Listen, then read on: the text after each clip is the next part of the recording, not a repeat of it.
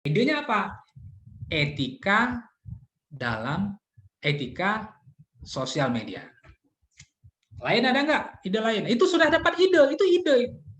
Tapi baru ide, tapi kita menemukan bahwa saya ingin menulis sebuah etika dalam media sosial. Nanti kita sama-sama cari lagi berikutnya. Oke, lain ada? Yang lain?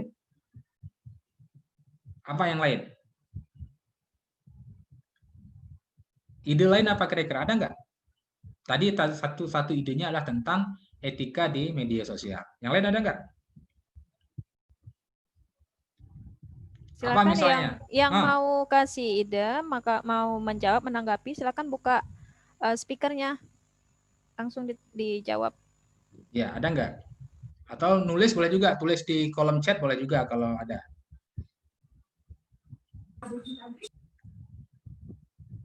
Ini saya sekaligus untuk menguji perhatian daripada peserta gitu terhadap ini. Atau tulis di kolom chat. Ada nggak? Ada nggak Bu Rita yang nulis di kolom chat? Ya? Belum ya? Bentar Pak, saya lupa. Ada nih Pak Pratiwi Siregar. Pak, saya ingin bertanya, jadi Pak, apa saja syarat tulisan yang layak dimuat di media publik Pak? Nah, Ya. itu satu. Yang satunya lagi, berapa, izin bertanya Bu, berapa tulisan atau berapa esai yang telah Bapak tulis selama Bapak menjadi dosen di IAIN Langsa? Nah, baru itu dua Pak, silakan. Yang pertama,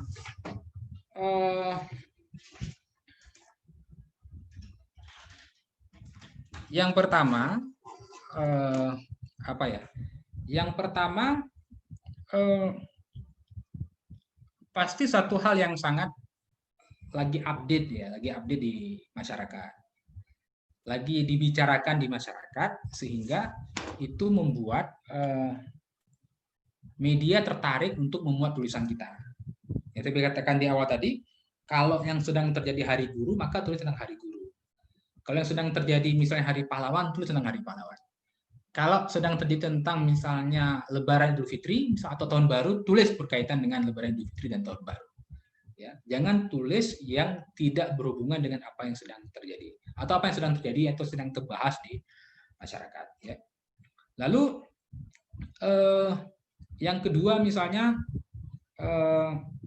yang kedua sudah berapa banyak saya tulis? Kalau konkretnya Bu Rita saya nggak hitung saya, tapi saya sudah ratusan sepertinya. Sejak di IAIN Langsa ini 2014 sampai sekarang saya tidak berhenti untuk menulis. Jadi kalau dihitung berapa lupa saya, karena kalau kita nggak banyak ya pasti kita ingat ya, tapi kalau karena terlalu banyak itu lupa. Nanti kalau saya sudah bukukan di akhir tahun nanti bisa dilihat berapa. Tapi intinya ya lumayan capek untuk dibaca ya. Iya. Ya. Dan saya udah baca itu tulisan Bapak yang di Facebook tentang anak muda dengan style yang dia bukan stylenya apa, yang dia ya aksi bela Islam lah. Ya, itu kan sedang itu. iya. Jadi sebenarnya kesimpulannya kalau syarat tulisan itu harus isunya yang lagi hot-hotnya gitu ya Bang ya. Iya, nah, kemudian dikemas dengan tulisan yang menarik gitu ya. Ya, yang anak muda membela agama itu saya hubungkan dengan aksi boykot produk Prancis. Ya.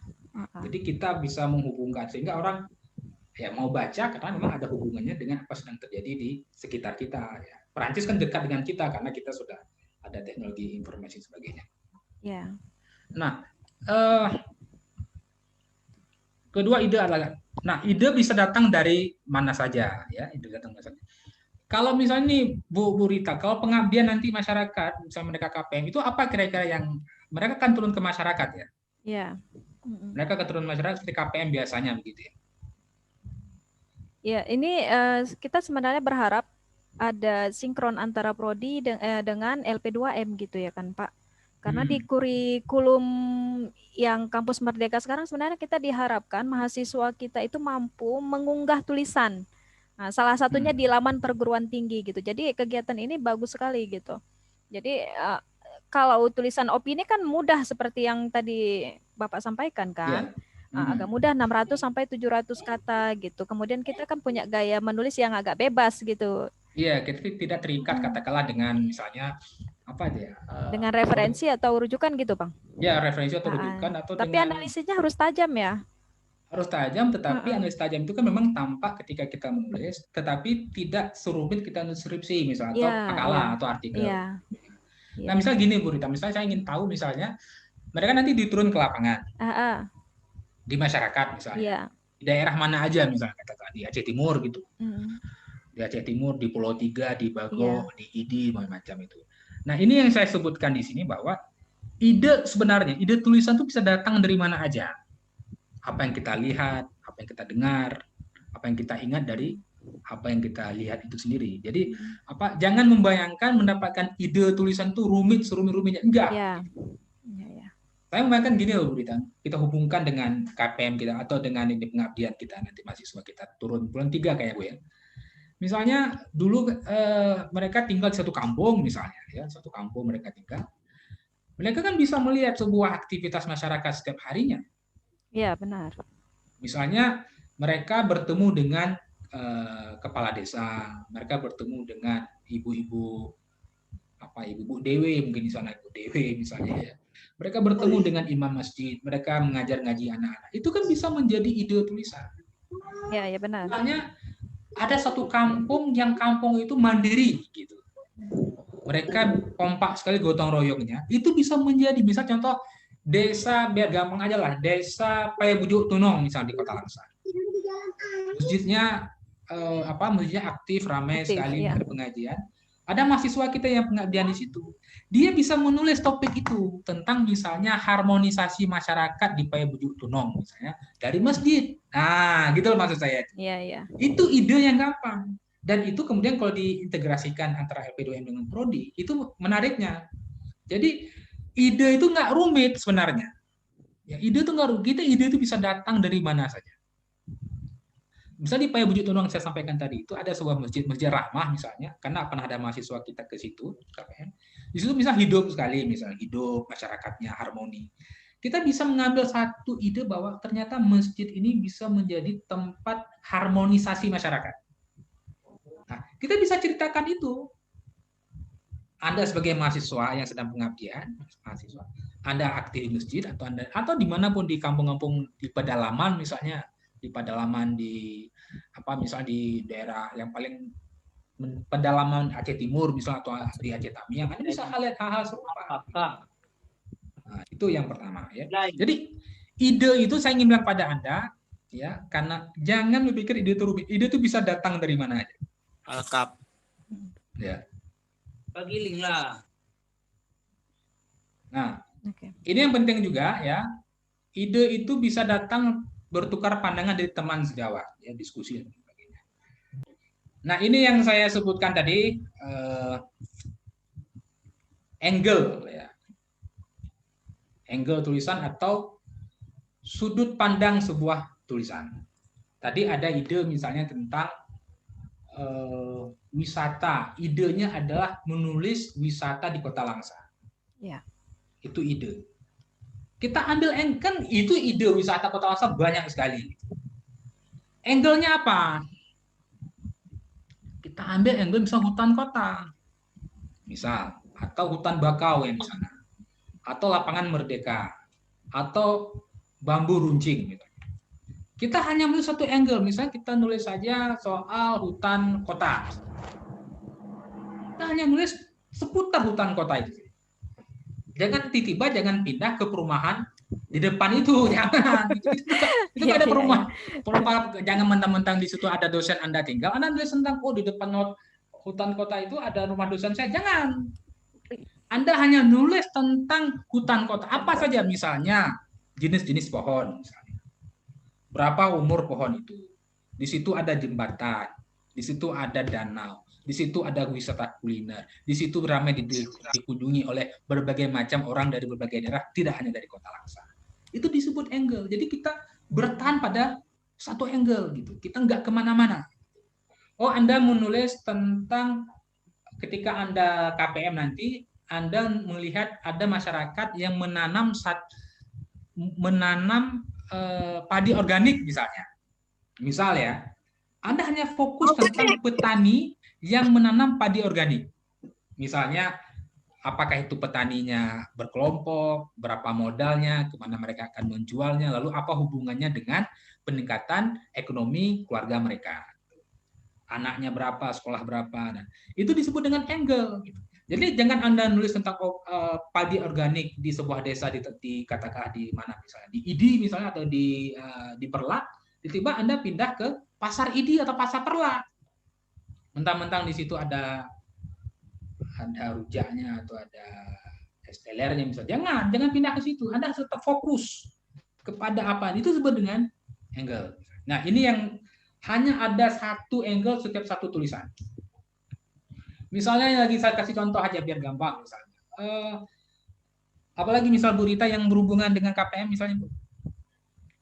Dengan kegiatan mahasiswa yang bisa dilakukan baik itu bidang entrepreneur atau edupreneur lah gitu kan bisa itu Bang. Atau Misalnya mengangkat kasus ya, ini Bang, ini ada kasus kriminal di masa pandemi. Itu juga kan bisa juga. Bagaimana mereka menawarkan solusi gitu. Jadi maksudnya kita mengharapkan dengan tulisan itu mereka kasih solusi juga gitu. Ya, Mungkin misalnya karena pandemi misalnya orang kan tidak bekerja ya. Iya. Jadi ada mahasiswa di satu kampung atau satu kecamatan, mereka jumpa dengan camat, mereka jumpa dengan kepala desa, berjumpa dengan pemuda, kan cerita-cerita itu. Maka seperti kan awal ide bisa datang dari mana saja. Nah, poin yang terakhir itu.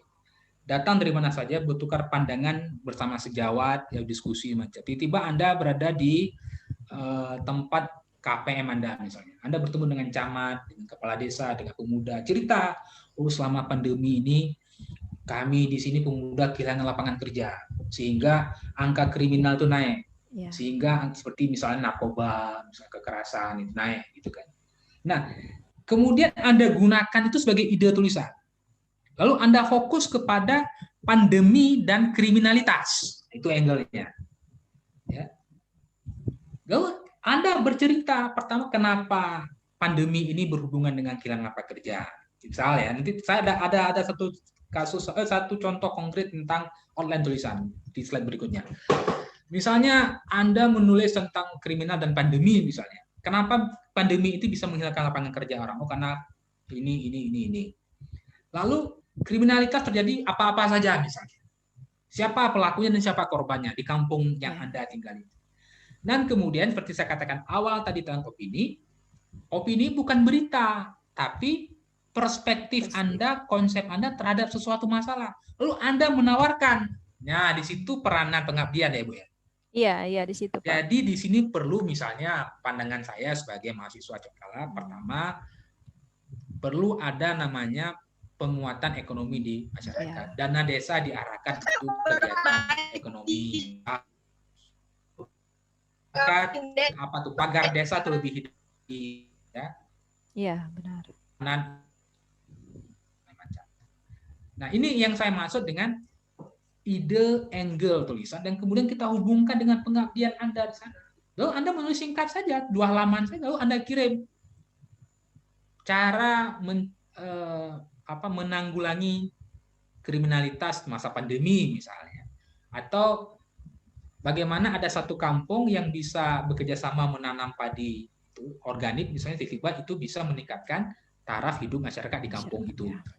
Nah, ini yang kita harapkan. Maka dari itu Anda sebagai mahasiswa KPM nanti nggak boleh bangun tidur lagi, nggak boleh. Di situ harus muncul kreativitas Anda. Anda harus gunakan ini panca indera itu, mata, telinga, penciuman, ya, apalagi kemudian rasa dan sebagainya untuk melihat wilayah sekitar itu. Nah, ini sebenarnya menarik Bu. Tadi kalau misalnya nanti kalau ada pembekalan sekali lagi mungkin bulan 3 ya, kita bisa lebih konkret terhadap ini keterhubungan ini gitu. Iya. Saya membayangkan juga ini misalnya nanti kalau ada materi kan ada materi fotografi dan video, ada materi tentang media online ya. Kita bisa integrasikan itu. Bagaimana misalnya saya membayangkan begini, inilah kesempatan kita karena kita mengirim mahasiswa Anda sekalian kemana-mana untuk melihat sebuah wilayah yang barangkali orang nggak pernah pergi. Nah, ini dia. Tapi kalau kita nggak menuliskan itu, orang kan nggak tahu. Nggak tahu, iya benar Bang. Tiba-tiba kita berada di desa di mana, di sini agak pelosok di Aceh Tamiang. Kalau nggak dikirim mahasiswa di Cokala, orang nggak akan pernah tahu itu ada desa di ujung itu misalnya.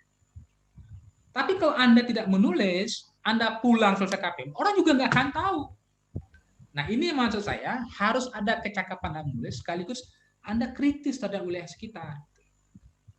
Ada misalnya di mana nih, di Langsani atau di Tamiang, Bu Rita, yang ada durian itu? Kampung mana? Daerah ini ya, apa itu namanya? Daerah Trom sana juga itu banyak itu, Bang. Nah, itu kalau misalnya tiba-tiba KPM di musim durian misalnya, Mm-mm. itu bisa nulis tentang masyarakat desa dan kebun durian. Misalnya. Iya. Fokus di situ durian apa, siapa yang berkebun, punya kebun luasnya berapa, lalu kemudian durian dijual berapa, kemana, dan kemudian bagaimana itu bisa menjadi mata pencarian bagi mereka. Gitu. Lalu Anda sebagai mahasiswa bisa memberikan ide di situ, cara agar membuat ini bisa, misalnya katakanlah ini misalnya yang hubungan dengan ekonomi kan FEBI ya dan syariah ya, misalnya hubungan dengan ini marketing misalnya, Anda bisa gunakan ilmu Anda itu untuk menolong masyarakat gitu. Saran saya untuk agar durian ini bisa nih di packing misalnya, atau macam-macam lah dengan ilmu yang Anda punya gitu. Nah, tapi kalau kita nggak kirim mahasiswa kita ke sana, kita nggak tahu ada apa di kampung itu. Dan moga-moga pandangan Anda, opini Anda tentang kehidupan masyarakat di satu desa dibaca oleh wali kota, dibaca oleh bupati. Oh, ternyata ada kampung ini, kita harus punya program. Nah, bayangan kita kan ke sana. Dan ini nggak akan sampai keluar kalau Anda nggak punya skill menulis yang baik. Anda nggak punya skill fotografi yang baik. Anda nggak punya skill menggunakan sosial media Anda yang baik. Makanya tadi celutukan Bu Ita di awal itu menarik. Jangan, ya jualan boleh, tapi maksudnya nggak masalah kita jualan, tetapi kita juga bisa maksimalkan itu sosial media kita, terutama berhubungan dengan Anda sebagai mahasiswa. Gitu. Iya. Ya ini awal-awalnya. Kemudian kita bisa lihat lagi. Ini angle sudah saya jelaskan. Bang, ini saya salah sebentar nih. Ada yang nanya, nanti kalau udah punya tulisan gitu, udah punya ide gitu kan, gimana cara merawat moodnya itu supaya jadi tulisan?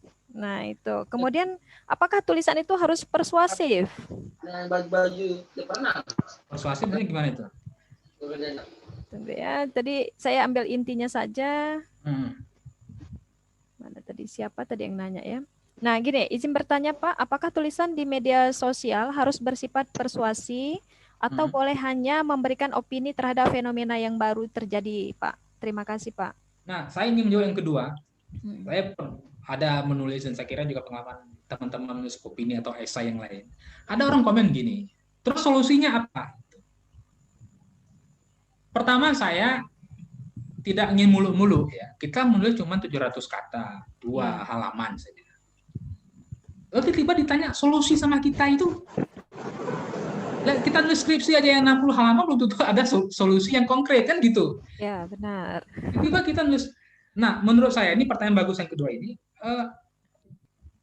Tulisan ini seandainya saja kita bisa mengurai masalah, menyampaikan detail, itu sudah bagus menurut saya. Misalnya ini contoh ya di lapangan, misalnya kita ada mahasiswa kita di satu kampung menulis tentang kemiskinan yang sangat menyedihkan di satu desa. Misalnya. Dia nggak ngomong solusi, misalnya ya mungkin dia nggak berpikir ada solusi. Dia hanya mengatakan bahwa di kampung ini angka stunting tinggi misalnya. Itu kan satu hal yang sangat berharga kan bagi pemerintah. Benar-benar. Tinggi angka stuntingnya. Kenapa dia jumpa atau dengan kepala desa ya, kami di sini orangnya angka kemiskinannya tinggi sekali gitu. Ada berapa Pak? Oh, kami ada 100 kakak yang miskin, 70 kakak misalnya. Loh, itu kan detail yang bagus. Kalau nggak ada mahasiswa kita yang turun di situ, kita nggak akan tahu gitu loh. Karena kita tahu keterbatasan pemerintah. Lalu tiba-tiba ada mahasiswa kita yang bisa menuliskan itu. Di kampung A ada 100 kakak, 70 kakak, itu di bawah angka kemiskinan. Stunting sekian persen. Kriminalitas atau pernikahan di bawah umur misalnya. Nah, itu kan juga problem pernikahan di bawah umur itu. Karena itu bisa membunuh masa depan anak-anak, terutama perempuan misalnya. Atau kekerasan rumah tangga di desa itu. Tetapi mahasiswa kita enggak. Menurut saya sebenarnya kalau hanya 700 kata, ya syukur dia punya gagasan apa misalnya, mungkin ya agak sedikit abstrak atau apa. Tapi kalau dia sudah bisa menceritakan detail saja, jenis durian di kampung A misalnya ada pohon, tapi pohon ini mulai mati, dan masyarakat nggak punya modal untuk nanam kembali, padahal itu mata pencarian mereka. Misal ya ini kan bagus sekali. untuk pengetahuan dinas pertanian misalnya di Kota Langsa atau di Aceh Timur atau Aceh Tamiang. Nah, tetapi kalau mahasiswa kita nggak punya kecakapan untuk melihat data itu, untuk menulis data itu, juga nggak akan bunyi apapun. Nah, ini yang maksud saya, ya boleh ada solusi, tapi ya apa sih solusi yang bisa kita tawarkan? Ya mungkin abstrak saja, mari kita berserah diri kepada Tuhan. Mungkin, ya, atau misalnya Kau apa gitu, pasrah ya. atau apa solusi-solusi yang bersifat umum. Boleh, tapi saya lebih senang Anda itu menjelaskan detail saja, itu sudah bagus. Anda ngerti permasalahan di kampung tempat Anda pengabdian itu sudah bagus sekali. Tiba-tiba misalnya Bu Rita ada di kampung apa misalnya Paya Bujut Selemak misalnya, tiba-tiba dia melihat bahwa terjadi harmonisasi masyarakat, atau di mana di kampung A misalnya di Langsa antara masyarakat Aceh, Melayu, Jawa itu harmoni misalnya. Harmoni di mana? Ada setiap event-event hari-hari besar Islam. Ada acara-acara kebudayaan Jawa misalnya, ada apa misalnya itu, ada kuda lumping, ada nih orang semua suku etnik bergabung dan harmoni semua. Nah, itu sudah bagus sekali, harmoni karena budaya, harmoni karena agama, harmoni karena itu. Jadi angle-nya harmoni, dan kita bisa menerangkan kenapa sih bisa masyarakat kita kok bisa kompak gitu. Kenapa kalau ada yang kawinan, misalnya contoh ya, ini contoh sekali dan sangat tiba-tiba di kampung itu nggak pernah ada kawinan, persepsi tidak pernah mereka memakai catering misalnya. Karena semua masyarakat itu turun. Itu kan menarik gitu. Nggak perlu itu, kita harus bisa masak sendiri bersama-sama. 4 malam sebelum acara udah rame. Dan itu menjadi budaya. Ini bisa menjadi bahan bagi kita mahasiswa untuk menulis itu. Dan kita bisa belajar banyak. Dari manapun bisa belajar banyak dari tulisan yang Anda dapatkan itu. Tapi lagi saya minta pada Anda harus paham angle, Anda harus paham tentang data, Anda harus membuka telinga Anda, buka mata Anda berbicara dengan siapapun. Nah, maka di sini saya sebut, maka ada istilahnya itu belanja bahan. Belanja bahan itu adalah apa? Wawancara, observasi, dan dokumentasi. Wawancara itu apa? Misalnya tadi yang saya beri, yang tadi kita kasih contoh. Anda turun di lapangan A misalnya, Anda turun di pengabdian di kampung Sidodadi misalnya. Anda mau apa misalnya? Anda wawancara geciknya, Anda wawancara masyarakatnya, Anda wawancara kepala desanya, Anda wawancara ibu-ibunya, imam masjidnya. Itu mendapatkan sesuatu yang hendak Anda tulis. Gitu. Anda misalnya, kenapa sih di sini anak mudanya itu suka sekali balap liar misalnya? Kita kan bisa. Balap liar sebuah fenomena. Balap liar sebuah angle. Kenapa balap liar? Itu kan cari mati. Iya. Tapi kenapa mau balap liar? Disitulah Anda membutuhkan belanja bahan tadi itu. Apa sih wawancara? Anda wawancara ketua pemudanya, kepala desanya, pembalap liarnya. Ya, itu. Kemudian ketika balap liar itu Anda ke situ observasi. Oh, gini. Oh, balapnya segini, yang jatuhnya berapa kali, yang luka menderita berapa kali, sudah ada yang meninggal, itu observasi. Kalau ada dokumentasi, ya itu nanti. Ya, foto macam-macam itu. Anda bisa lihat foto orang, Anda bisa memfoto sendiri dan macam itu. Nah, Anda bisa tanya, melahirkan sebuah opini, kenapa bisa ada balap liar? Kan itu pertanyaannya. Apa orang nggak takut mati? Enggak. Kenapa nggak takut mati? Karena mungkin belum mati. Ya. Kan begitu ceritanya. Anda bisa tanya kepada, ketua pemuda ini, balap liar ini merupakan pelarian dari pemuda-pemuda kami karena mereka kehilangan pekerjaan. Ini balap liar terjadi karena rendahnya pendidikan di desa kami. Mereka cuma tamat SMP misalnya. Oh, balap liar karena tidak ada perhatian dari keluarga, dari orang tuanya. Nah, yang gitu-gitu itu kan dapat dari wawancara. Lalu Anda bisa sampaikan itu bahwa di kampung ini terjadi balap liar karena ini. Maka dibutuhkan adalah perhatian dari kecilnya, dari orang tuanya. Perlu ada program program bina. Itu yang saya maksud, bagaimana kita bisa menghubungkan antara apa yang sudah Anda dapatkan dari teori menulis ini, pengabdian ini, dan kemudian itu bisa berimplikasi terhadap materi yang Anda dapatkan nanti. Ya. Jadi belanja bahan ini penting untuk menulis sebuah opini, wawancara, observasi, dokumentasi. Ya. Siapa yang diwawancara? Yang Anda anggap bisa memberikan informasi kepada Anda. Misalnya ada di kampung yang Anda pengabdian masyarakat, Anda melihat kekerasan KDRT tinggi sekali. Siapa Anda wawancara? Korban misalnya. Istri, anak-anak. Anda wawancara, kenapa wawancara? Ya. Atau Anda wawancara pelakunya misalnya. Ya. Kenapa Anda memukul anak istri Anda? Nah, itu bisa juga. Atau Anda wawancara gajinya. Atau Anda wawancara misalnya, apa sih dinas yang berhubungan dengan KDRT? Kalau Apa? di kepolisian itu ada juga itu, Bang.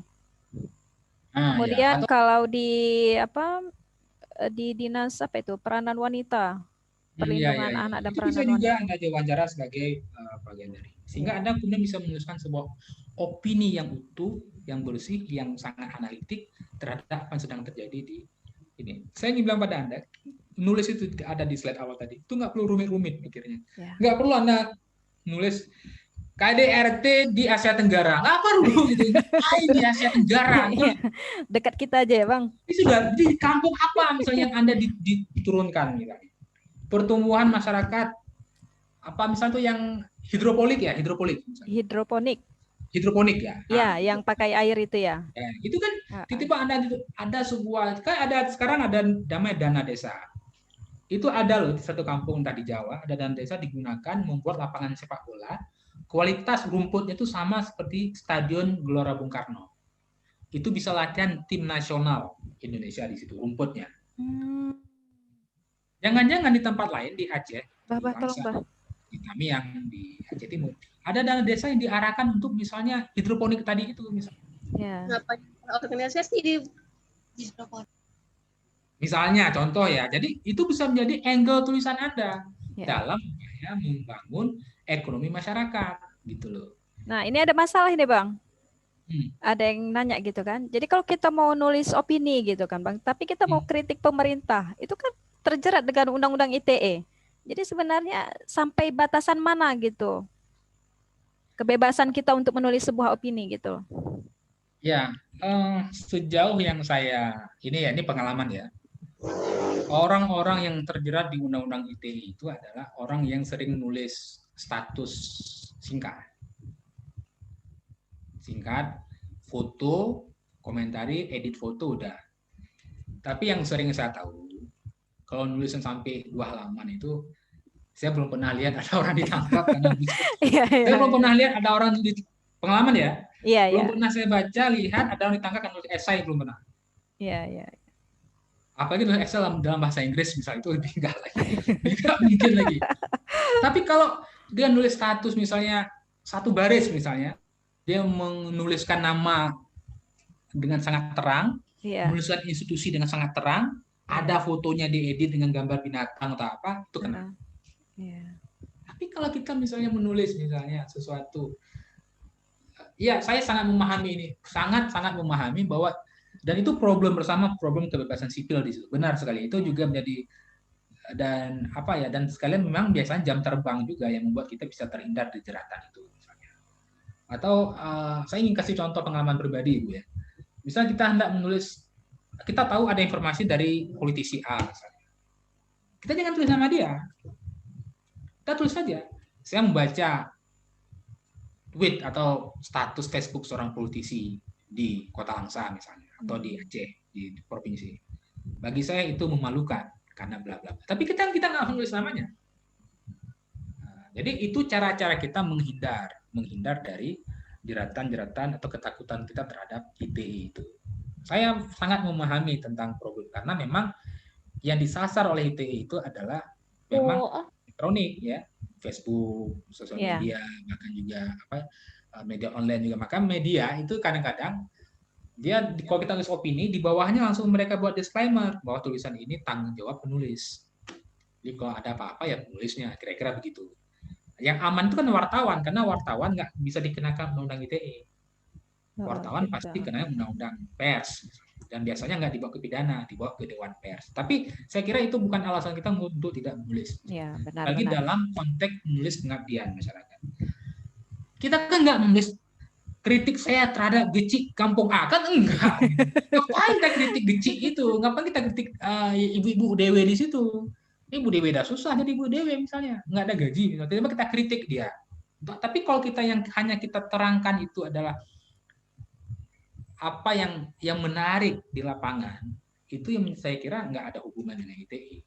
Tiba-tiba Anda menulis tentang, oke lah kita menulis bahwa fenomena stunting di kampung, katakanlah di kampung pedalaman Aceh Timur, ada stunting yang tinggi angkanya. Anda mendapatkan angka sekian persen dari penduduk di kecamatan ini stunting misalnya, atau busung lapar misalnya. Itu kan nggak ada hubungan dengan ITE. Tapi ketika Anda menuliskan itu dengan data yang lengkap, dengan clear, maka itu luar biasa sekali. Itu betul-betul pengabdian loh, Bu. Iya. Dibaca oleh Bupati Aceh Timur misalnya. Wih, ternyata di desa di kabupaten saya tuh ada ya masalah musim lapar ya. Ada yang orang masih bisa membaca. Ada ya anak SD atau anak-anak yang nggak bisa sekolah karena nggak ada duit. Padahal sekolah negeri itu gratis misalnya. Ada masih. Nah, ini menurut saya sudah lebih dari cukup. Karena seperti asumsi saya tadi di awal Bu, bahwa jangan-jangan kampung itu belum pernah dinas datang, belum pernah, kecuali mahasiswa Cotkala yang kita kirim. Iya, iya, yang KPM di sana ya. Nah, yang KPM di sana mungkin bisa jadi KPM pertama atau yang kedua, tidak pernah. Mungkin dinas kan malas, alah ngapain jauh-jauh bisa hal ya, kita nggak tahu, bisa orang malas di sana misalnya. Tapi karena KPM sebulan di sana, ada mahasiswa kita yang menulis dengan sangat bagus opininya, yang sedang terjadi di kampung A misalnya. Ya. Ternyata rame anak-anak yang diputus sekolah. Alasan macam-macam, misalnya alasannya nggak ada biaya dan membantu orang tua, biasanya itu. Dan itu kan berbahaya sebenarnya bagi pembangunan masyarakat kita. Anda tulis itu dengan opini yang saya kasih, angle-nya tadi yang saya katakan bahwa angle-nya adalah anak-anak putus sekolah, angle-nya itu. Kenapa penyebabnya? Karena kemiskinan, karena bantu orang tua, karena ini, karena itu, karena jauh, karena nggak punya jalan, nggak punya infrastruktur macam. Itu angle-nya, itu detailnya. Lalu dibaca sama bupati dan wali kota dan gubernur. Luar biasa menurut saya sumbangan pengabdian model seperti ini. Iya, benar-benar. Nah, ini lagi Bang, ada yang nanya. Itu kan kalau opini itu kan pendapat kita. Ya kan, buah pikir kita sendiri tentang peristiwa tertentu lah gitu. Apakah boleh dilakukan tanpa ada belanja bahan? Nah, ini pertanyaan ini Bang. Yang selanjutnya dari mahasiswa PGMI ini. Ada sebuah berita tapi sudah ada yang memberikan opini dari sebuah blog ataupun media lainnya. Sedangkan kita memiliki gagasan atau pendapat yang lain dari masalah tersebut. Mungkin dari sudut pandang yang berbeda mungkin ya Bang. Jadi apakah kita boleh memberikan pendapat baru yang berbeda dari opini yang telah ada? Terima kasih Saya kasih Pak. contoh ya, saya kasih contoh aja yang misalnya contoh aja apa yang agak enak, yang gampang ya. Misalnya contoh, karena orang sedang ribut ini, penurunan baliho Habib Rizik misalnya. Iya. Ada orang yang mengatakan tentara itu nggak boleh menurunkan baliho Habib Rizik karena tugas tentara bukan di kota tapi pertahanan perang. Iya, benar, gitu kan? Benar, iya. Itu kan sudah dibahas tuh. Iya. Tiba-tiba ada dari Anda membahas topik baliho Habib Rizik, tapi mengatakan tentara boleh menurunkan itu karena itu berhubungan dengan bayang-bayang terorisme, radikalisme, ISIS, macam-macam yang Anda analisis itu bersembunyi di belakang fenomena Habib Rizik, misal. Itu kan sebuah topik yang sama, tapi pendekatan analisis yang berbeda. Nah, itu misalnya. Atau misalnya di kampung apa, misalnya di kampung KPM Anda, atau misalnya di KPM di desa apa, desa B di Aceh Tamiang, misalnya ada mengatakan bahwa ini terjadinya apa namanya itu, ketingginya kemiskinan masyarakat itu karena persoalan misalnya pendidikan. Wah, Anda mengatakan enggak. Ini karena persoalan rentenir. Di kampung ini sering masuk rentenir memberi pinjaman sehingga pinjaman itu kan berbunga. Iya. Membuat masyarakat miskin. Nah, itu adalah satu topik yang sama, tetapi bisa didekati dengan berbagai macam analisis. Tergantung belanja bahan Anda. Jadi menurut saya nggak bisa analis tanpa belanja bahan itu nggak mungkin. Nah, tentu saja belanja bahan itu nggak harus semuanya, gitu loh. Nggak harus semuanya, nggak harus wajar. Anda bisa mengambil satu saja, misalnya dokumentasi saja, misalnya boleh, atau observasi saja, misalnya. Pengalaman saya menulis judulnya itu Oman, ya, itu dimuat ada di Facebook saya. Kalau nanti ada pertemuan di Facebook saya atau di popularitas, nanti mungkin akhir tahun ini akan saya terbitkan jadi salah satu esai di buku saya di akhir tahun ini. Oman itu bercerita tentang masjid di Banda Aceh, masjid yang menuju Oman itu yang besar itu, yang bagus itu, yang diperebutkan. Iya, benar. Antara kelompok ya katakanlah Aswaja dengan yang disebut Aswaja dan yang disebut Wahabi. Saya hanya menggunakan observasi di situ. Observasi yang saya ingat. Observasi dan ingatan saya, dan sedikit dokumentasi dari berita online. Saya tidak melakukan wawancara. Saya tidak melakukan wawancara terhadap imamnya, nggak melakukan wawancara terhadap masyarakatnya, nggak melakukan wawancara terhadap pengurus masjidnya, nggak melakukan wawancara terhadap siapa aktor manapun. Jadi dalam satu tulisan kita bisa menggunakan belanja bahan semuanya atau pilih salah satu. Atau tulisan saya tentang membela agama yang Bu Rita sering tadi. Saya ada wawancara, siapa wawancaranya? Pemuda yang tidak menjual minuman dan produk Perancis. Itu wawancaranya. Observasinya mana? Ada saya observasi tentang toko itu, saya observasi. Saya lihat kok nggak ada lagi nih Aqua nih. Dokumentasi mana? Dokumentasi bacaan-bacaan saya terhadap peristiwa-peristiwa yang berhubungan dengan Perancis, berhubungan dengan dunia Islam, Eropa. Ya itu. Boleh saja kita. Tapi nggak boleh nggak belanja bahan. Tapi Anda boleh pilih salah satu yang kira-kira belanja bahan itu cukup untuk tulisan Anda. Contoh saya kasih lagi. Misalnya, nanti kalau Anda turun ke lapangan, nanti Anda misalnya melihat tentang, apalagi misalnya tentang dulu itu di mana? Tarkam. Nah, Tarkam ini. Sepak bola Tarkam antar kampung. Iya. Nah, Antar kampung. Anda hanya bisa observasi saja. Setiap sore ada Tarkam, ada pertandingan sepak bola antar kampung di situ. Anda perhatikan. Ternyata di situ ada muncul. Tadi kan ada saya sebutkan bisa nulis tentang olahraga. Nah, topik olahraga itu coba kita hubungkan dengan pengabdian masyarakat mahasiswa ini. Anda suka sepak bola nih, laki-laki lah terutama. Anda suka Barcelona, suka Manchester United, suka AC Milan, suka macam-macam. Nah, kesukaan Anda terhadap topik olahraga, lalu Anda tulis, tetapi yang Anda tulis itu bukan tentang sepak bola Liga Internasional, tapi kampung di mana Anda KPM. Tiba-tiba sejak Anda KPM itu ada Tarkam. Anda Tarkam. Bagaimana Tarkam itu membuat kampung itu menjadi kompak, misalnya. Bagaimana Tarkam itu membuat ada aroma persaingan antar kampung. Bagaimana Tarkam itu membuat orang bisa melakukan aktivitas ekonomi. Tarkam orang bisa jual jagung kan? Bisa jual kacang goreng. Bahkan bisa parkir juga. Jadi idenya soal Tarkam, angle-nya soal Tarkam, tapi Anda bisa tarik kemanapun. Lalu Anda menuliskan itu, ternyata di kampung KPM saya itu ada lomba, ada turnamen Tarkam sepak bola yang kemudian itu berimplikasi terhadap solidaritas kampung, kekompakan kampung, ya, persaingan antar kampung, aktivitas ekonomi, ada parkir, ada orang jual ini, gitu, ada. Ya macam-macam Anda ceritakan. Jadi Anda bisa mengatakan bahwa dan Tarkam itu ternyata bisa juga membuat kampung itu terhindar dari narkoba karena pemudanya berolahraga. Nah, yang kira-kira gitu kan menarik. Sehingga nanti dibaca oleh pengambil kebijakan, misalnya di dispora, wih, menarik ini. Berarti kita bisa menggunakan Tarkam, sepak bola, voli antar kampung misalnya atau apapun untuk bisa menekan angka pengguna narkoba di kampung. Nah, ini maksud saya kita harus bisa menjadikan pengabdian masyarakat ini sebagai ada makna dari menulis kita itu. Bahkan kalau nanti Anda mendapatkan materi konten kreator, materi foto, Anda bisa menggabungkan itu bagaimana Anda bisa mengambil gambar lalu Anda membuat tulisan yang bagus. Nah, itu satu hal yang saya pikir bagus sekali ya. Itu jawaban saya Bu Rita atas dua pertanyaan tadi. Ini Bang masih ada yang nanya lagi. Kayaknya masalah undang-undang ITE juga kan. Jadi kapankah dapat dipidana karena berpendapat dan pendapat yang bagaimana yang dapat dipidana? Sebenarnya udah terjawab tapi mungkin kurang dengar tadi. Mustana Mirza, silakan Bang. Pertama kalau itu saya kira itu topik yang bisa dipertanyakan. Maksudnya penting sekali dan semoga ada ahli hukum yang bisa menjawab pertanyaan itu dengan baik karena saya bukan orang hukum, tetapi sejauh perhatian saya biasanya ITE itu yang orang ada yang melaporkan. Ada orang tersinggung atas yang kita lakukan misalnya.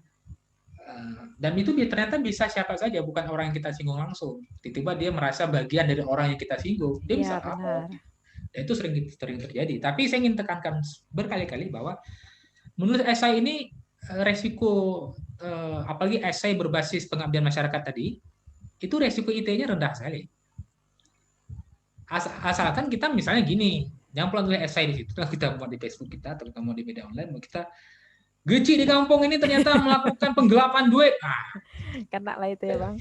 Enggak, saya kira kita jangan cari mati lah ya. Kita KPM cuma 1 bulan atau 4 hari, tapi kita cari mati dengan cari perkara dengan orang. Jangan gitu loh. Maksudnya gini loh. Oke, ITE itu adalah satu hal yang mengerikan. Saya juga merasakan itu, tapi jangan jadikan itu momok dan kita kaitkan. Ini saya ingin tekankan lagi. Ini hubungannya dengan KPM Anda. Jangka Ya, dekat ya, waktu dekat ya. Jangka pendeknya KPM Anda, tapi jangka panjangnya ini jadi skill Anda ketika Anda tinggalkan Codekala.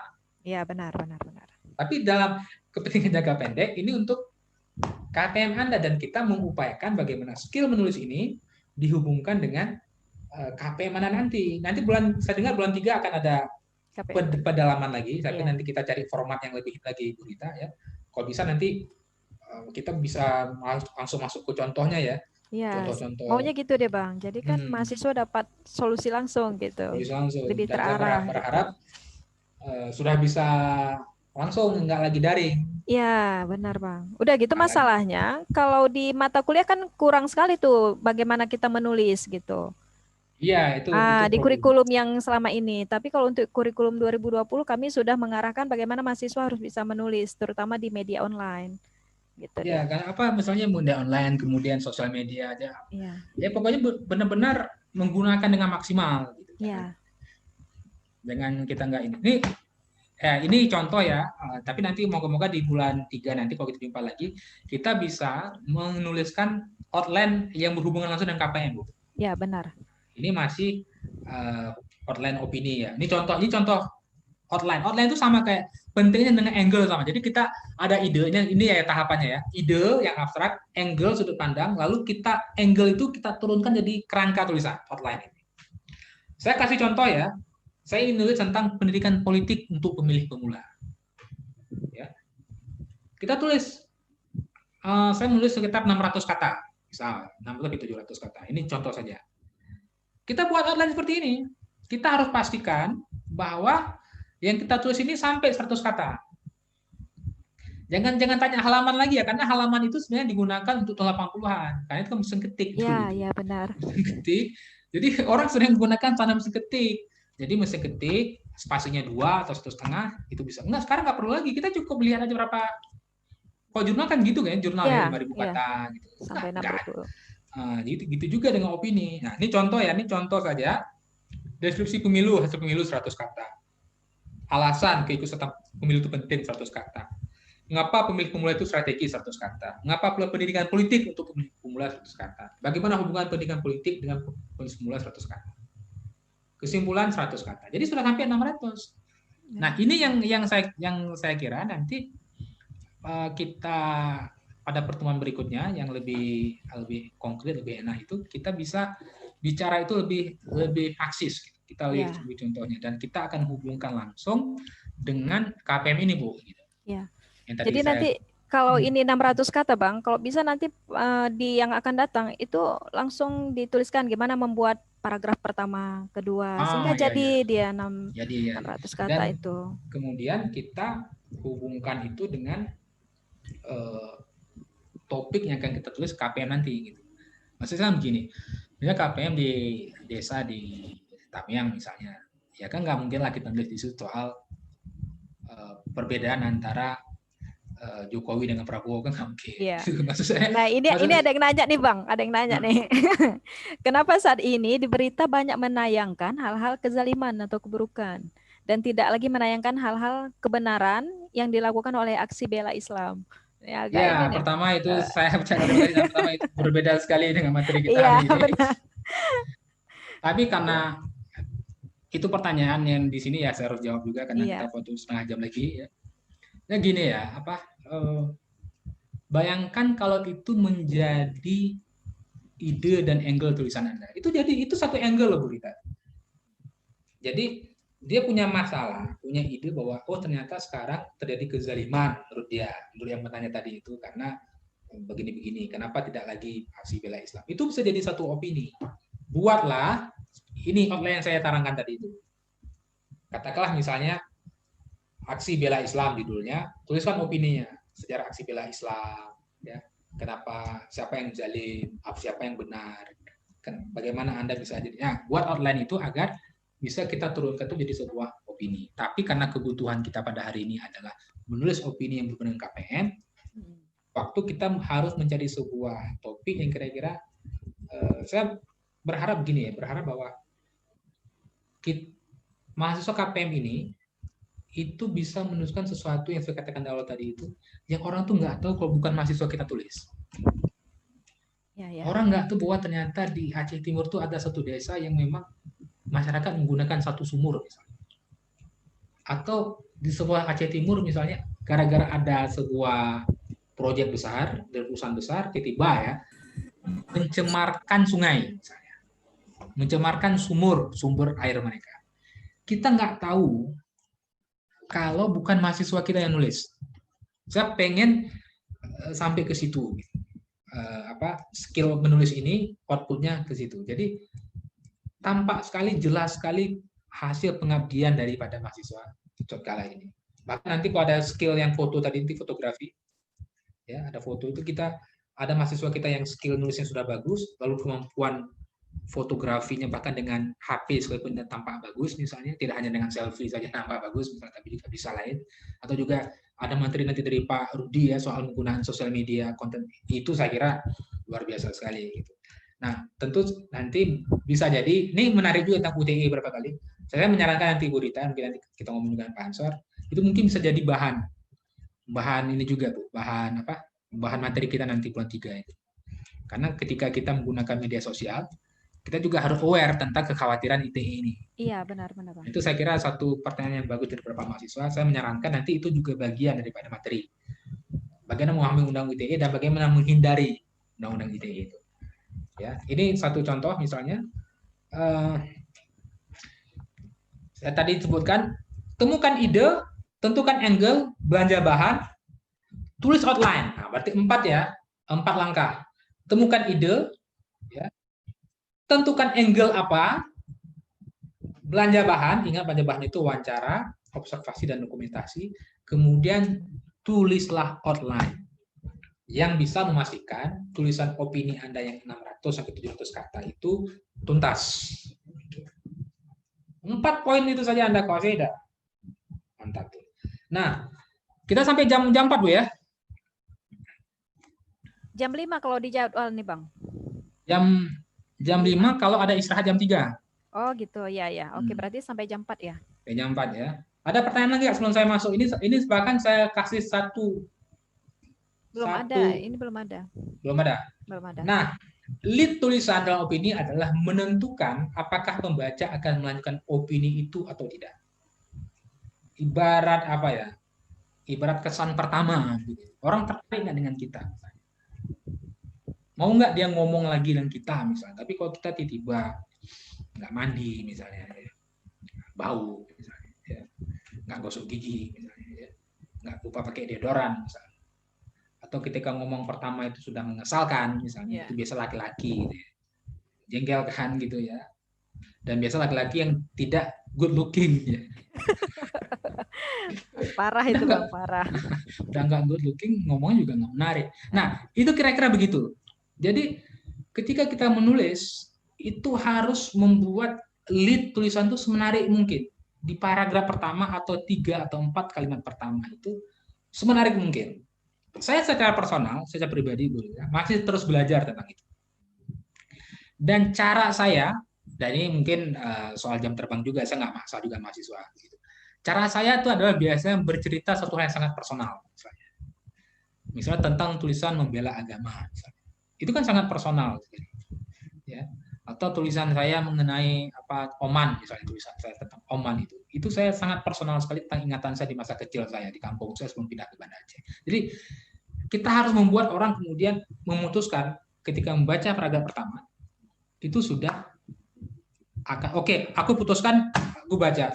Iya, lanjut baca gitu Bang ya. Sama kayak nulis artikel ya. Ini mungkin mahasiswa kita sepertinya akan diarahkan juga suatu saat nanti. Iya. Kalau artikelnya itu, maka deskripsi kan ada abstrak. Abstrak itu tuh memastikan bahwa ini menarik nggak deskripsinya atau artikelnya. Tapi kalau artikelnya itu dari halaman pertama saja sudah nulisnya nulis mengenai hutan kota di Kota Langsa, tapi dimulai dari sejarah lahirnya Kota Langsa di abad ke-16 misalnya. Capek ya Bang. Itu apa itu? Abad ke-16 Kota Langsa yang belum ada manusianya, kita nulis tentang hutan kota. Judulnya hutan kota yang sangat indah di Kota Langsa. Kota Langsa adalah sebuah wilayah yang sudah ada sejak abad ke-16. Jadi abad 16 sampai 30 halaman, sampai 5 halaman. Lah, hutan kotanya mana, Pak? Halaman ke-6. Nggak ada lagi yang baca. Iya. Nah, kira-kira gitu. Nah, kita harus memastikan orang, saya karena terlalu banyak tulisan, saya mengambil kira-kira 3 contoh bagaimana lead yang baik. Ada lead yang deskriptif, ya, yang kira-kira itu lead-nya itu apa namanya? Saya lupa menuliskan satu model lead lagi yang tadi yang bersifat personal tadi, tapi nggak apa-apa bisa dibaca. Kalau ada yang mau baca, ditulis. Ini berapa lead saya, misalnya deskriptif, ya. Teman saya Said Muhammad bla bla bla, itu deskriptif, ya. Dan kalau orang tertarik, atau kita mau kutipan, misal kutipan itu diambil dari orang yang terkenal misalnya.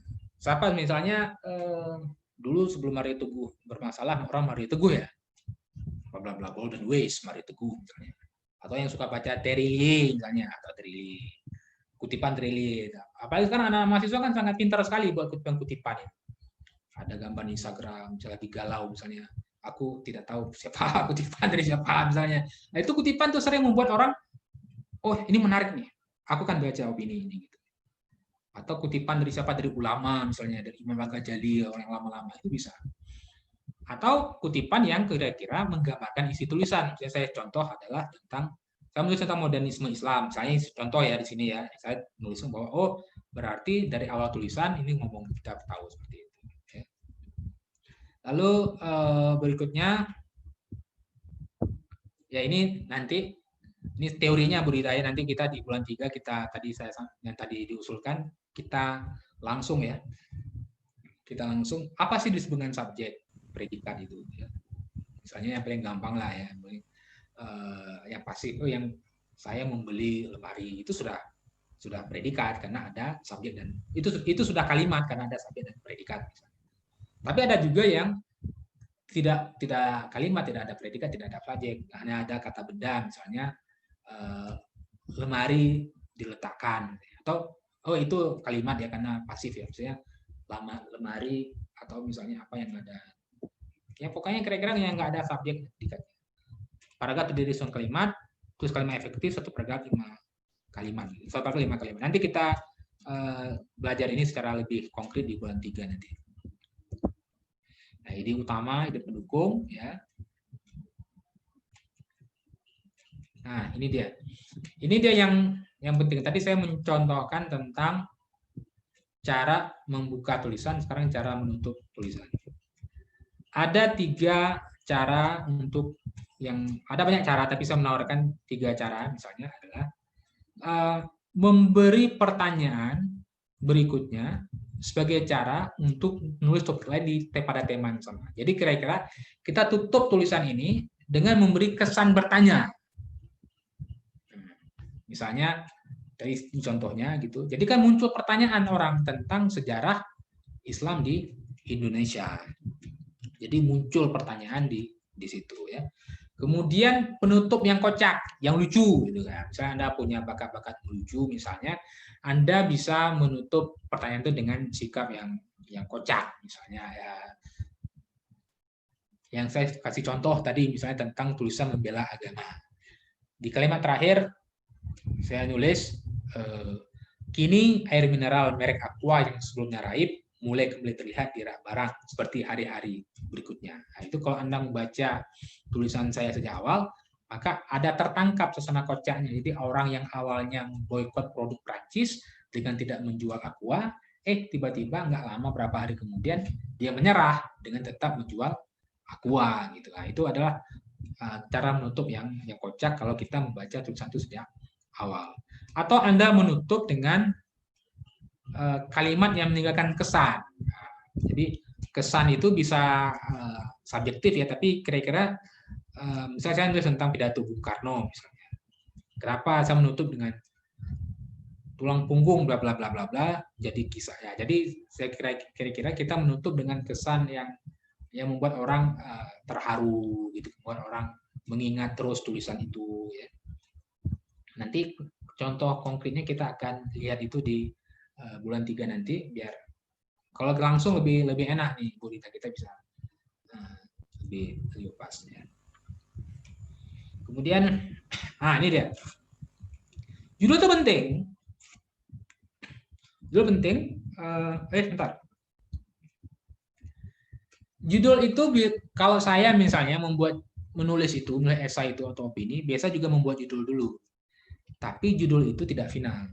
Paling kurang judul itu sebagai penuntun kita. Oh, kita ini mau ngomong topik A, misalnya kita mau ngomong tentang B, tentang C. Ada judul. Tapi biasanya judul itu berubah biasanya. Nah, judul itu ada 2, tapi banyak bentuk. Saya menawarkan 2. Misalnya judul itu menggambarkan gagasan utama menulis. Misalnya memahami Islam politik, berarti kita tulis tentang Islam politik. Bapakisme demokrasi, berarti kita menulis tentang demokrasi. Jadi orang baca judul saja udah tahu. Misalnya Anda KPM di desa Sidudadi misalnya, atau di salah satu kecamatan di ID misalnya, Anda menulis tentang penjual buah di pasar ID misalnya. Orang tahu bahwa Anda menceritakan tentang penjual buah di pasar ID misalnya. Anda menulis tentang judulnya tentang misalnya anak putus sekolah misalnya. Orang tahu bahwa Anda menulis tentang putus sekolah. Atau Anda menulis sejak awal judul yang memikat pembaca misalnya. Saya mengambil contoh misalnya saya menulis tentang Surat Cinta Nova yang wadaw misalnya ya. Nah, ini orang pasti membaca apa yang wadaw. Wadaw bisa berkaitan dengan humor yang garing, yang receh ya. Wadaw gitu ya. Jadi bisa seperti itu. Atau menggunakan istilah-istilah yang pat gulipat ya. Ada banyak istilah cuma di bahasa Indonesia, bahasa Melayu bisa digunakan. Atau misalnya berhenti menonton sepak bola misalnya. Jadi loh ini orang suka nonton bola kok tiba-tiba dia berhenti nonton bola, kenapa? Jadi dari awal kita sudah memikat orang untuk membaca dari judul. Tadi dari lead juga kita sudah paksa orang untuk mengajak orang membaca tulisan kita terakhir. Bahkan dari judul pun kita mengajak orang untuk. Nah ini kan terjadi ya, Bu ya, bisa terjadi dalam industri media kita. Misalnya tiba-tiba judulnya apa ya? Misalnya judulnya Ariel ditangkap polisi, tapi kan Ariel Noah, banyak Ariel di mana? Orang klik kan, orang mengakses kita punya tulisan, itu sering terjadi.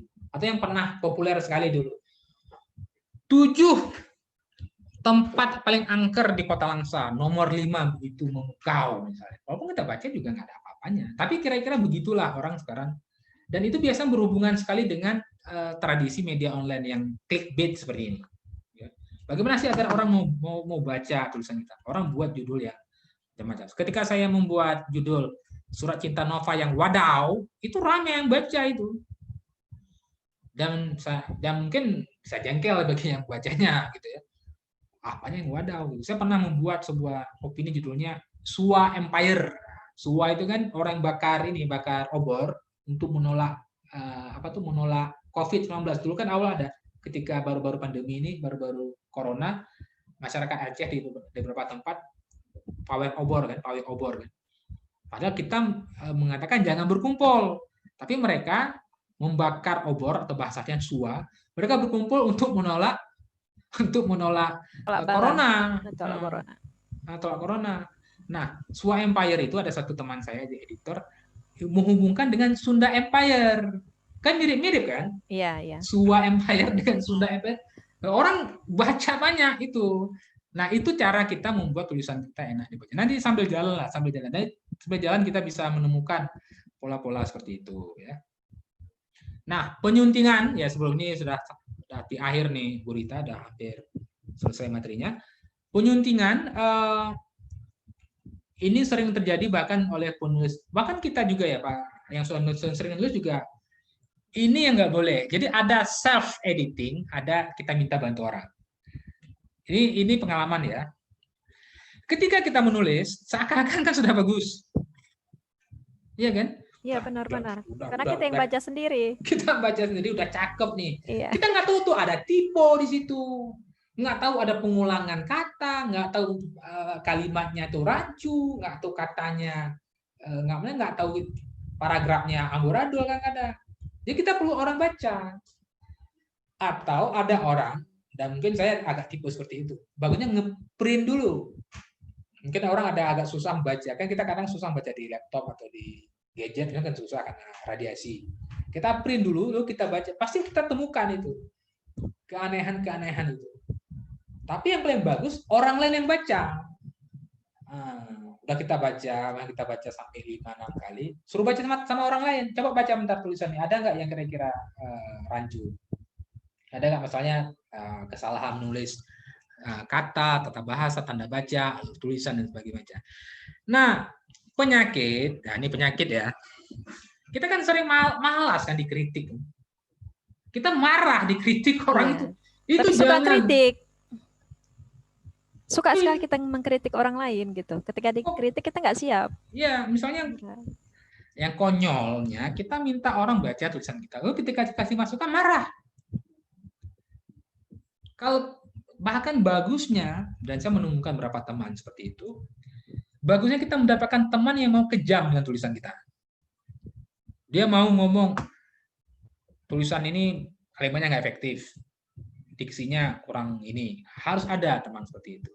Dan saya terutama itu merasakan sekali, Bu Rita ya, perjalanan saya menulis esai dari mungkin ya rutinnya udah 6 tahun lah kurang lebih.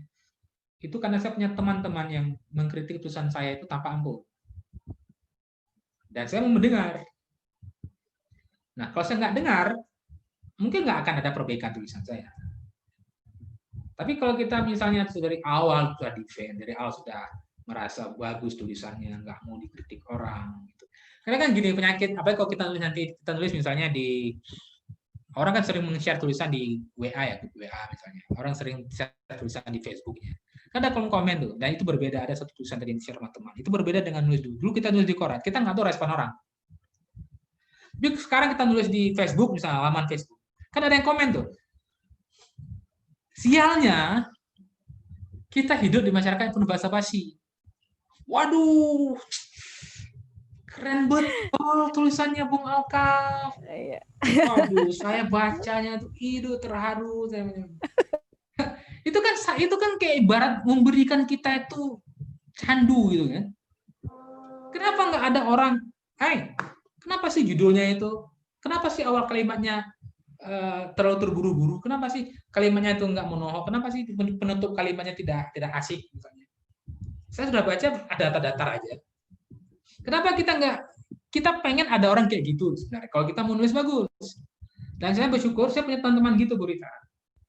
Ada satu teman saya teman saya juga, dia pernah bilang cara Bung nutup tulisan tuh nggak menarik. Dia bilang gitu. Di saat yang sama orang puji tulisan saya. Bayangkan kalau saya nggak punya teman seperti itu.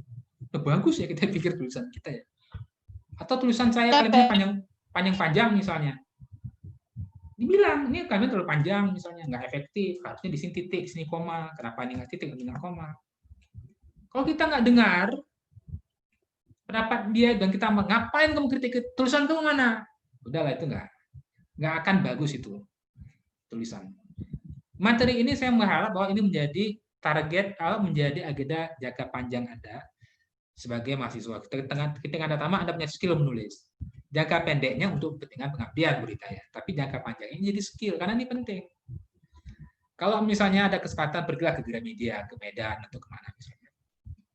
Kita akan lihat banyak sekali buku-buku biografi.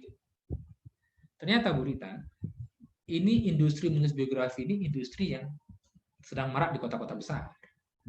Orang yang duitnya itu nggak ada nominalnya itu nggak penting. Dia sudah selesai dengan duit misalnya. Dia akan berpikir bagaimana saya ditulis gitu. Terus mereka akan menjadi penulis kan.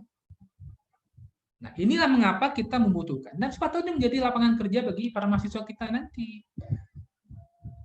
Jadi konten kreator misalnya. Kan perusahaan membutuhkan banyak konten kreator. Ada nggak penulis yang bisa nulis 3 paragraf yang memikat gitu. Kami punya produk A misalnya. Ya. Kami membutuhkan penulis yang bisa mendeskripsikan produk kami ini sehingga ini menarik. Karena saya lagi ada namanya itu voice. Creator voice. Jadi ada sekarang, ini bisa kita cek di YouTube ini, di YouTube-nya terutama Gilang Dirga. Ya. Itu kan ada iklan-iklan itu.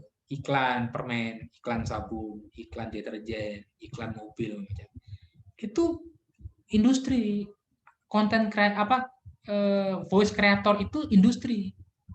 Ada orang yang hidup dari situ. Nah, tapi kan bagi mereka yang membaca itu, bagi mereka yang ngomong mempromosikan perlu teks. Bisa nggak kita mendeskripsikan mobil baru dalam 2 paragraf misalnya. Nah, ini industri. Jadi maksud saya ini bisa jadi jangka panjang ya. Tapi jangka pendeknya mari kita gunakan untuk KPM ini. Nah, saya ingin menekankan gini di akhir perbincangan saya ini. Menulis itu skill yang mahal. Ya, Anda boleh nulis artikel ilmiah, silakan Anda habis-habisan di situ. Banyak dosen-dosen kita ya berita yang benar-benar ahli ya, pakar ya di situ ya. Kita tahu berapa nama ya. Tapi nggak saya sebutkan karena saya tidak di-endorse untuk mengendorse, dibayar untuk endorse mereka. Ada beberapa nama yang muda-muda juga bahkan kita lihat itu ya. Bahkan ini bisa jadi satu saat kami jadi kewajiban juga bagi para mahasiswa kita. Karena berita ini saya terangkan saya sih walaupun mungkin ini nggak ada hubungannya. Ada satu kampus di Jawa, di Malang. Itu mengganti skripsinya dengan menulis jurnal Cinta 2. Jadi dia dibebaskan skripsi, Bu. Tapi nulis jurnal dalam bahasa Inggris kan ada. Jadi menulis jurnal itu memastikan pertama bimbingan dari penelitian pasti itu. Kemudian bimbingan pasti. Kemudian yang penting adalah terbebas dari plagiasi kan.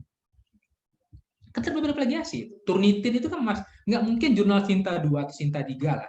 Itu memuat jurnal yang plagiasi nggak mungkin karena ada prosesnya. Nah, ini maksud saya harus dipersiapkan. Jangan-jangan tahun depan keluar pula putusan dari Pak Rektor atau Pak Wakil Rektor, skripsi ditiadakan diganti dengan jurnal. Atau diganti dengan 200 opini di media massa. Atau 20 opini di media massa. Coba tahu. Ya, dan kami dari Prodi itu sedang mendobrak itu, Bang. Jadi nggak menulis skripsi lagi, menulis tugas akhir gitu. Jadi bentuknya nanti banyak. Gitu. Jadi Kita sedang dobrak itu. Dan itu kan lebih bermanfaat untuk Prodi kan? Untuk akreditasi misalnya. Mantap, Bu Rita. Ya. Semoga tercapai. Amin, amin. Amin. Itu yang ingin saya. Amin. Ya. Ternyata itu adalah topik terakhir. Jadi saya ingin bilang kepada para mahasiswa sekalian, menulis itu adalah pekerjaan yang tidak gampang, tetapi bisa dipelajari. Kenapa saya bilang dari awal tidak gampang? Agar jangan meremehkan, gitu loh. Kan itu kan gampang, tinggal kita tulis enggak. Tapi bisa kita pelajari, ya, dengan tekun. Nah, jangan kayak tadi kita bicara materi udah ada baca kulhu misalnya, ini kan bukan tahlilan. Saya juga terkejut juga kok ada baca kulhu tadi kan. Jadi tahlilan atau apa gitu. Nah, harus benar-benar fokus dan kedua, saya berharap Bu Rita ya dan teman-teman kita bisa memfasilitasi mahasiswa kita ini, terutama nanti menjelang turun KPM itu, mereka punya seperangkat teoretik cara menulis yang baik, dan kita memastikan bahwa mereka itu bisa menulis, bisa ada produk tulisan dari KPM mereka. Itu jangka pendeknya. Jadi kemarin saya ngomong ke Pak Ansor, bayangkan kita ada sekian ratus mahasiswa, ada 300 saja produk tulisan, foto, ya, atau konten di media sosial tentang desa yang kita ini. Wah, saya pikir itu luar biasa. Itu baru benar-benar pengabdiannya benar-benar terabdi, pengabdian yang real, yang nyata. Dan terakhir ingin saya katakan bahwa jadikan ini skill untuk kehidupan Anda jangka panjang. Selesai Anda dari Cokala ini, Anda jadi penulis-penulis yang top, yang hebat, yang ya pokoknya membuat orang kemudian mau masuk Cokala gara-gara ada alumni yang bisa menulis bagus Anda. Saya kira gitu, Bu Rita. Terima kasih. Bang, sebelum ditutup, ini ada yang raise hand dari tadi, udah capek dia ini. Oh ya, silakan. Gitu. Sri Wahyuni, silakan buka kamera, buka speakernya, silakan langsung bertanya. Loh, kemana dia ini? Sri Wahyuni sudah menghilang. Najwa, silakan Najwa. Ya. Baik, assalamualaikum warahmatullahi wabarakatuh. Salam. Pak, ini izin bertanya nih Pak sama Pak Alkap dalam penulisan opini. Yang dapat Najwa simpulkan dari tadi dalam pembahasan ialah dalam kerangka penulisan opini ada tiga yang harus kita perhatikan, salah satunya itu ada dokumentasi, observasi, dan wawancara, Pak. Nah, Pak, biasanya Pak ketika kita observasi itu memang kita disambut hangat kan dengan masyarakat. Tapi Pak, sebagian masyarakat Pak ada yang enggan tuh Pak untuk diwawancarai Pak. Misalnya nih kita dalam pendampingan misalnya kan, kita kan di sini pendampingan terhadap masyarakat, baik itu kayak Bapak bilang tadi, misalnya angka perceraian akibat dampak COVID-19, terus sampai dengan pernikahan dini tadi kan yang Bapak sampaikan. Nah, jadi Pak gini, itu bagaimana Pak? Apakah syarat dalam penulisan itu termasuk wawancara itu hal yang ini Pak, hal yang harus diikut sertakan dalam penulisan opini Pak? Karena kan jujur dalam wawancara ini pun sebagian dari kawan-kawan atau mahasiswa itu kan harus adanya tips and trick Pak dalam wawancara itu Pak gitu. Itu gimana Pak dalam penulisan sebuah opini? Apakah boleh kita tetap menulis sebuah opini tanpa adanya wawancara, melainkan hanya observasi dan dokumentasi saja gitu Pak? Sekian Pak pertanyaan dari Najwa. Terima kasih Najwa. Jadi ketika saya ikut pelatihan di Pantau tahun 2018 ya, kami punya satu materi yang materi wawancara. Karena kebetulan basisnya itu kan wartawan. Wawancara itu bagi wartawan terutama itu merupakan kewajiban. Nah, ada tipsnya. Jadi misalnya wawancara itu hanya cukup 3 kata misalnya. Bisa Bapak ceritakan kejadian yang lalu. Jadi jangan kita wawancaranya itu baik Pak, saya lihat nih cuaca sangat cerah Pak. Dan bagaimana apakah bisa kita ngopi Pak? Jangan gitu ya. Itu ada benar itu Najwa, itu ada tipsnya, ada tip wawancaranya itu. Nah, ini masukan, terima kasih kalau nanti jadi materi langsung Bu Rita, kita masukkan itu sebagai ini. Karena itu masuk dalam belanja bahan. Kalau untuk kepentingan pengabdian, saya kira wawancara itu untuk pengabdian ya, untuk pengabdian wawancara itu mesti. Tapi kalau untuk menulis opini di lain tempat, seperti yang katakan tadi itu belanja bahan bisa milih dokumentasi, bisa milih observasi dan wawancara. Tapi kalau dalam kepentingan KPM, saya kira ketiga belanja bahan itu harus digunakan. Ya, itu lumrah ya Pak. Gimana? Itu jadi hal yang sangat fundamental lah kita bilang. Fundamental. Jadi karena kalau kepentingan KPM, jangka pendeknya KPM, 3 belanja bahan itu harus digunakan. Wawancara, dokumentasi, dan observasi harus digunakan.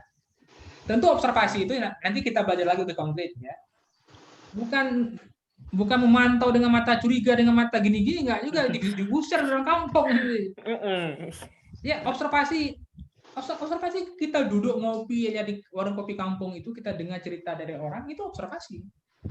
Kita ceritakan, kita jelaskan bahwa jalan masih belum diaspal, itu observasi. Dokumentasi misalnya, syukur-syukur kita dapat dokumentasi dari kantor GC misalnya, bahwa di sini anggaran kami cuma sekian juta. Itu dokumentasi. Wawancara ya, Anda bisa wawancara. Dan itu benar bahwa wawancara itu sebenarnya terutama bagi peneliti lapangan, itu pasti berhubungan dengan kepercayaan.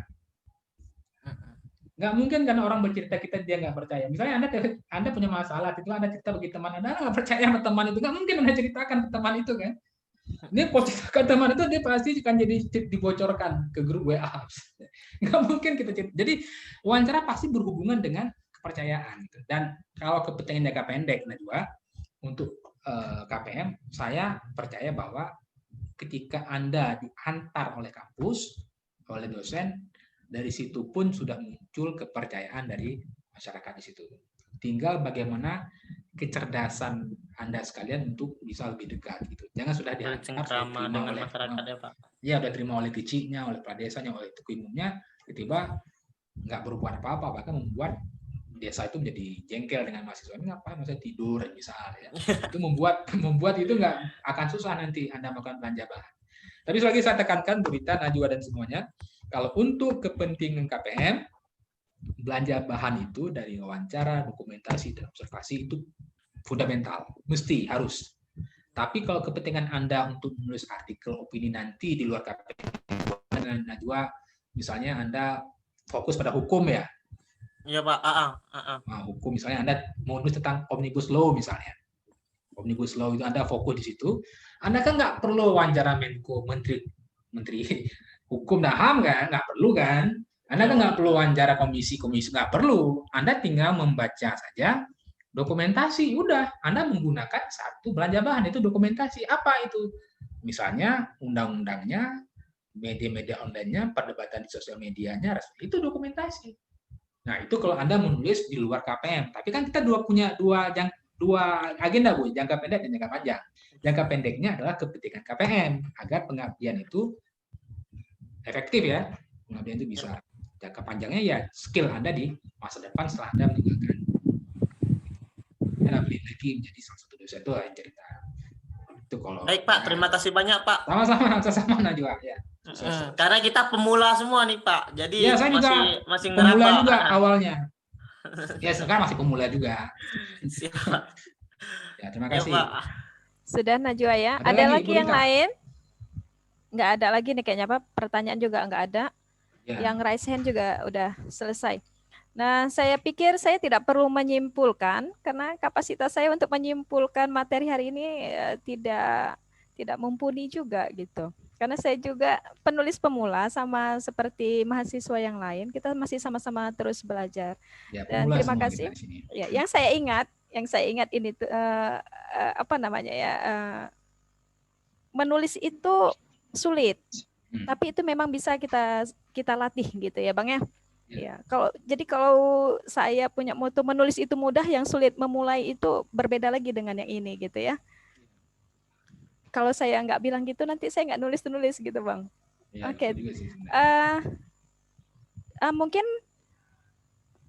materi pada hari ini sudah selesai. Kita masih lanjut lagi di hari berikutnya. Saya kembalikan kegiatan ini kepada host, yaitu Bapak Marimbun. Nah, silakan Bapak Marimbun. Baik, terima kasih kepada Bapak Alkam yang sudah memberikan materi kepada kita semua. Semoga materi-materi yang disampaikan bisa diimplementasikan dan diaplikasikan dalam kehidupan sehari-hari, sehingga ilmu-ilmunya itu bermanfaat dan menjadi amal jariah terutama kepada pemateri. Terima kasih juga kepada Bu Rita Sari yang sudah mengatur lalu lintas kegiatan kita pada hari ini sehingga bisa berjalan dengan baik. Di sini yang ingin kami sampaikan kepada Pak, ini masih ada mahasiswa minta materi nih Pak. Oh ya, oke, nanti saya kirim via Bu Rita aja. Oke, kirim Bu Rita nanti karena mahasiswa bisa di-share besok karena masih ada yang meminta. Oke. Karena kegiatan hari ini sudah berakhir, saya ingin menyampaikan untuk kegiatan besok, Kamis 26 November 2020, kita mulai jam 9 WIB sampai itu tentang teknik pembuatan poster, brosur, flyer, dan pengelolaan media sosial. Kemudian itu di jam 14 kita masuk pada teknik pembuatan film dokumenter pendek, jurnalisme, video, podcast, dan publikasinya sampai lanjutan.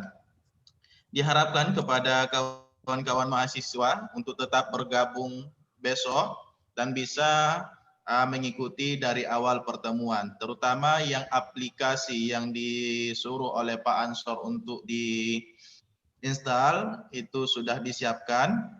Sebelum yang terakhir, karena kita butuh kenangan sama Pak Alkap nih, silakan kita foto bareng dulu. Semua kameranya dihidupkan supaya kita ambil dokumentasi dan ini juga sebagai laporan kegiatan kita. Sesi foto sepakat semua. Iya. Yang ingin senyum dulu. Biar foto siapa yang foto? 1, 2, 3. Oke. Yang kedua, slide yang kedua. 1, 2, 3. Yang ketiga, silakan siap-siap. 1, 2, 3. Oke. Yang keempat. 1, 2, 3. Oke, yang kelima. 1, 2, 3. Oke, saya rasa cukup. Kira-kira Terima kasih semuanya. disampaikan Pak Ansor sebelum Sama-sama Pak Alkaf. Sama-sama Pak. Sama-sama, Pak. Tidak ada Pak Marimbun. Lanjut. kalau tidak ada, mohon maaf atas segala kekurangan dan kejanggalan. Insya Allah besok materinya akan kita share setelah Pak Alkaf nanti share ke Bu Rita. Insya Allah materi kita dapatkan. Maaf atas segala kekurangan dan kejanggalan. Marilah kita tutup dengan ucapan hamdalah.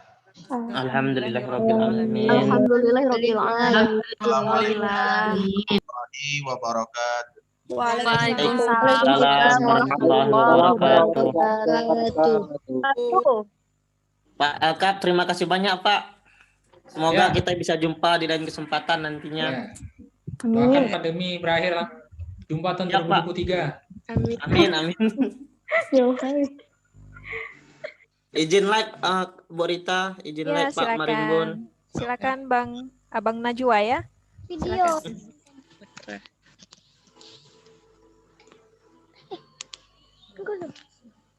Pak Marimbun, nanti ini recordnya saya kirim ke Bapak ya. Oh iya Bu.